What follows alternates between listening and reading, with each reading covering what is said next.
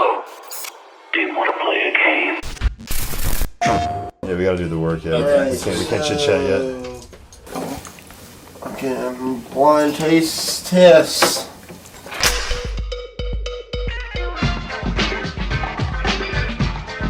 Hi, welcome back to Working Class Music. I'm your host, Tia. And I'm chasing chocobos in Final Fantasy VII Rebirth, Jason Mays. And I'm Xander. I'm in this one. Hey. And we have a special guest. Hello, I'm Shane.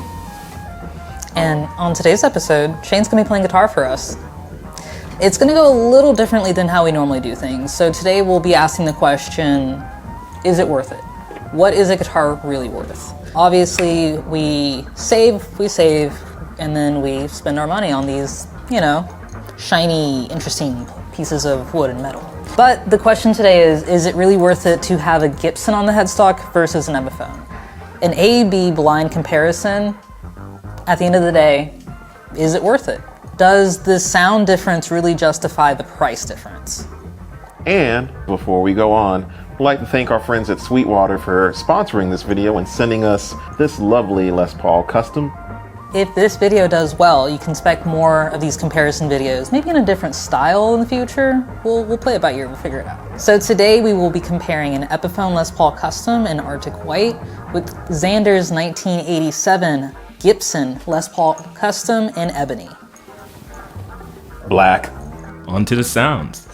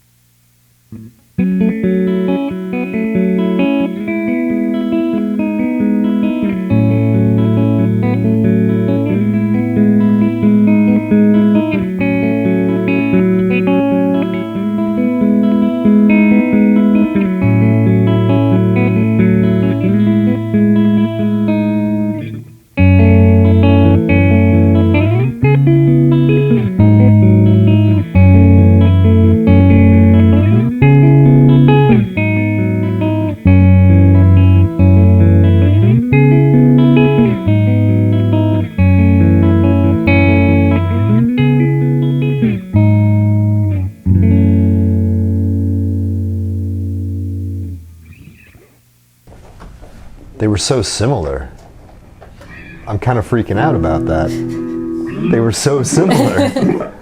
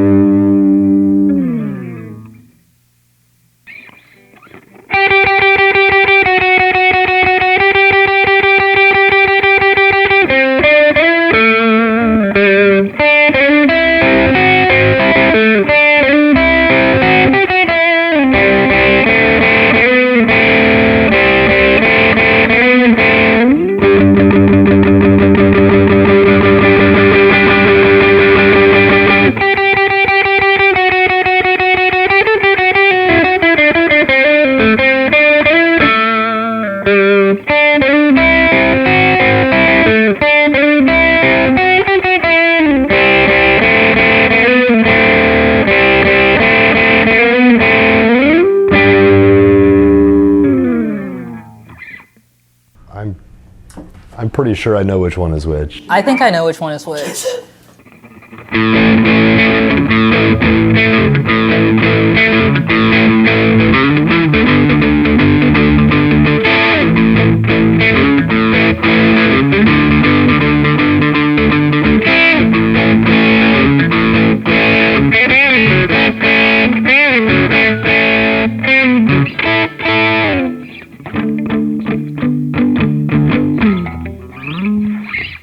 It's a very Les Paul riff.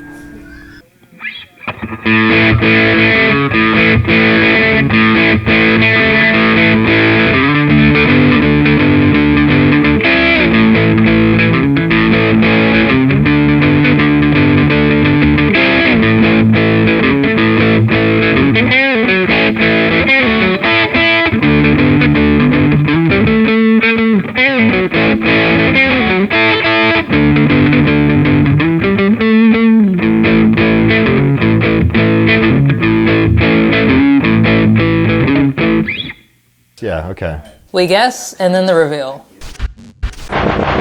Shane, Yes. after they guess guitar one, bring out guitar one. Okay. Alright?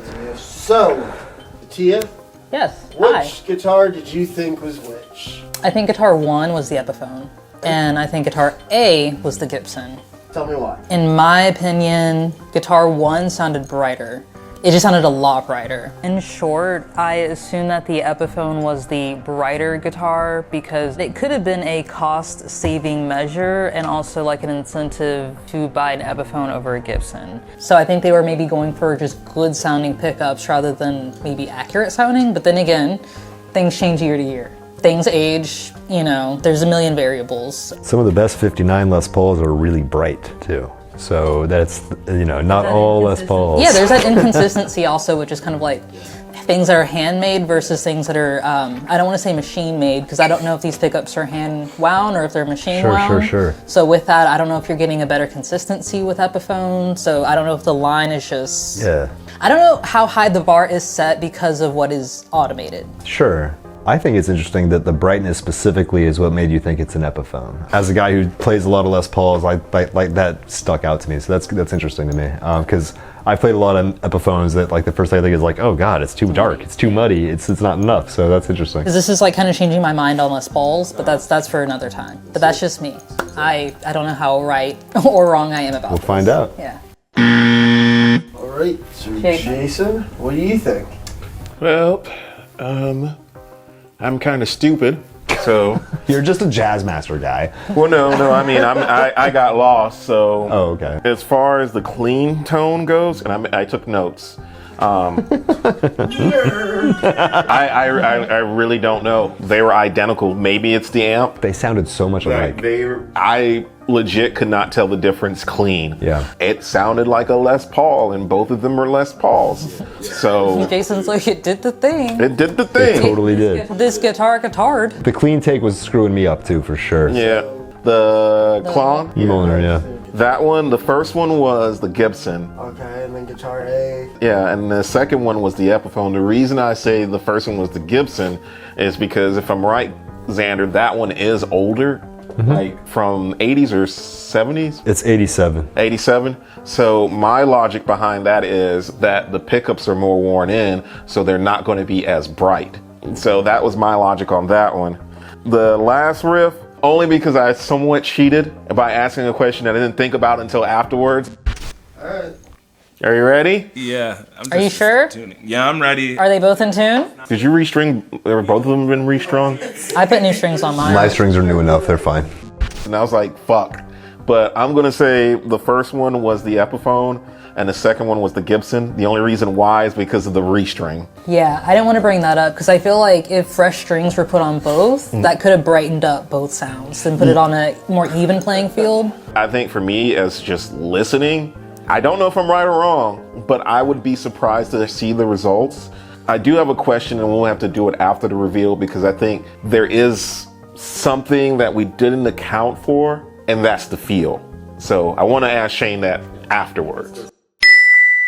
Alright, Xander? Guitar 1 was the Epiphone, guitar A was my Les Paul, and I really just I just know that the way that guitar sounds. It's my favorite guitar. Yeah, if I'm wrong about that, I'll be very surprised. If Tia's brand new Epiphone sounds better than the Les Paul that's as old as I am, I'm gonna have to rethink some life decisions. We all just have like an existential. If you're wrong about that, Tia gets a new Gibson. Not necessarily. Shane, bring in guitar 1. Guitar 1. Da, da, da, da, da, da.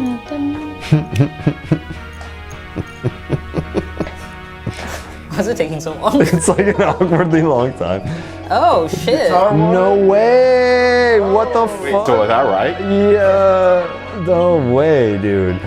That's funny. I like how both the guitar owners were wrong. That's got me fucked up in my head, dude. I was right.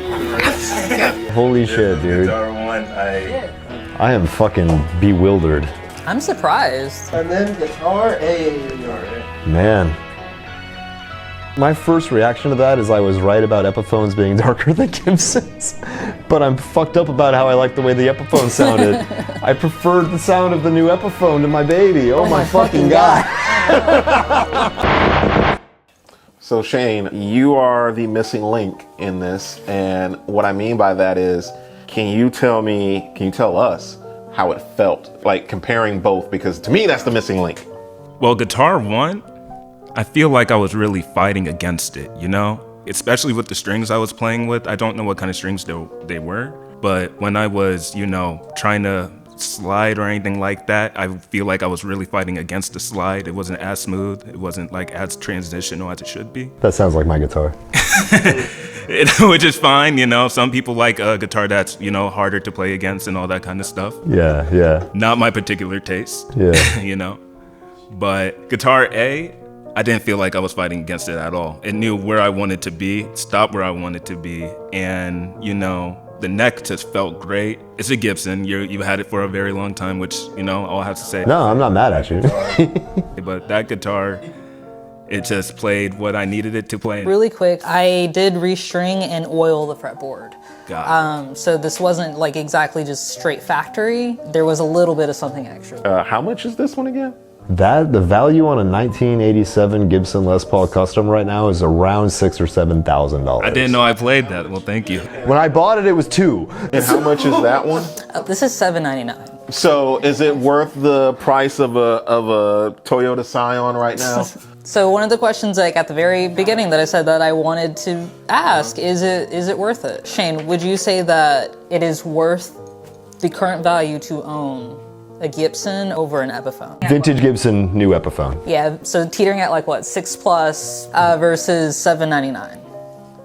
If you like the history behind Gibsons, I know the Gibson people out there, trust me, I like how he's trying not to hurt my feelings. You're good. I totally understand. I understand the hard work that comes behind them and everything like that, especially the older models. But if you want something that can play for you, it's kind of hard for me to kind of say it like that. Not to cut you off, let's try from a different perspective. Okay. Like not feel-wise, sound-wise, sonically. Sonically, okay, sweet. Feel, I know that is gonna vary guitar to guitar. And to be fair, that guitar is so old, the neck is slightly twisted. It's difficult to play. The neck cannot be straightened. Okay, so if I sounded bad on that Gibson, you heard it from him himself. It's my fault. But sound-wise, I would definitely say really what tone you're trying to chase. If you're really into, let's say Boston, anything around the 70s or 80s that has that more deeper tone, that's a Gibson. That's truly is just a Gibson. Like, you're not gonna get that true iconic sound. You can get it from an Epiphone, but if you want that true, authentic Gibson tone, you need to go for a Gibson. So what you're saying is with the Epiphone, it's like you're trying to replicate the sound, but buying a Gibson, that is the sound. That is the sound, but the Epiphone, I love the sound of that Epiphone. It sounds awesome. It sounded great. I preferred it when I couldn't see my guitar. All right, all bullshit aside, is it worth it difference-wise? Would you throw an extra $6,000 to have a vintage Gibson? No. There we go. There we are. The way that sound, you guys heard it yourself. That guitar sounded amazing, It sounded balanced. You heard both ends. I felt like with the Gibson, it was way too much low end. Yeah. I can't hear more of my high end. And I had everything in the middle. The switch was in the middle. Everything was at 10. Yeah. It was so muddy. But with this one, I hear what I was playing and I knew what I was going through. So also with that being said, I can definitely see people who are wanting to build a home studio but not wanting to spend a ton of money.